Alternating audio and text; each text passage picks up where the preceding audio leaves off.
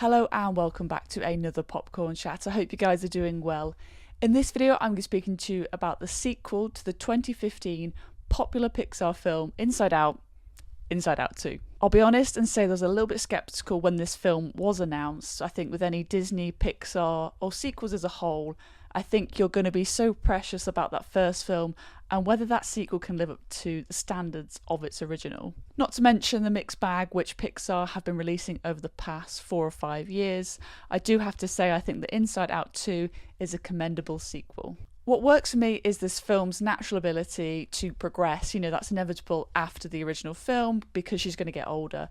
And in this one, she is about to start puberty. So that in itself brings a lot of conflicting emotions. And on that topic, we have some new characters joining us in this film. We have anxiety, envy, embarrassment, and was it boredom? I think it was. So we have 4 new characters in this film, as well as the familiar ones we had in the original. And I think some of those new emotions, a lot of the younger kids in the screening I was in, maybe can't quite comprehend at the age they're at now, but will soon realise a lot of those feelings as they grow up as well. And I think a lot of the adults really appreciated the kind of jokes, you know, that are made for the parents in the screening. They could sort of relate to those emotions because we've all gone through those things. In the first film, a lot of the adventure is through the characters of joy and sadness, and the other characters are put to the side.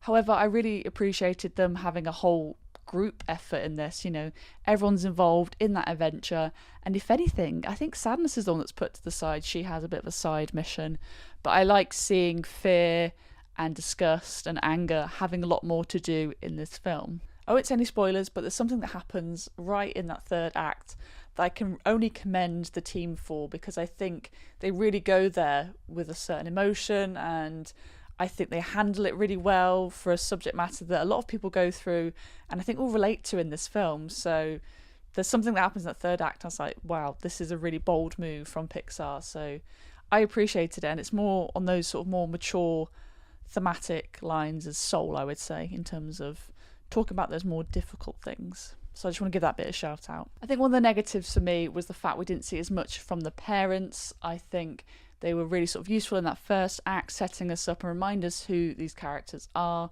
And then we have that inciting incident where Riley's going to go to a hockey camp, and, you know, we get that initial spark where she realises, you know, she's hitting puberty. And, well, she doesn't, but her mum does.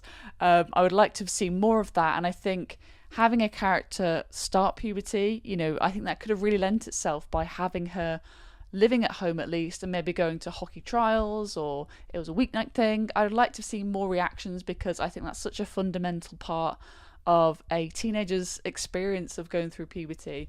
We could have maybe had a bit more relationship between the mum and the daughter. But then again, we have films like Turning Red that, you know, focus a little bit more on that angle. So you don't want to tread on the same sort of toes as that film.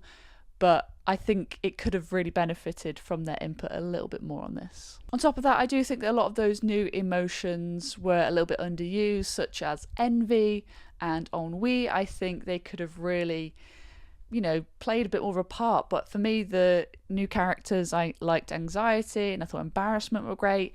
But these two were kind of sidetracked, which was really bizarre to me. I thought they could have played a lot more, but they were kind of passive characters in this film. So, yeah, I think there could have been some stronger writing and, you know, bigger performances from the voice actors in this.